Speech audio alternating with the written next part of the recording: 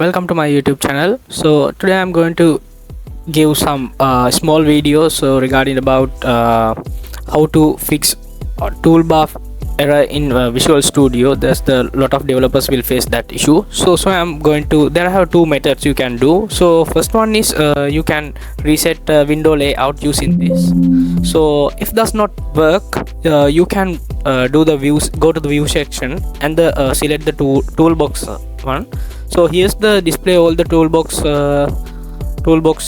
view, and here you can pin it and you can use now. So yes, I can give some example.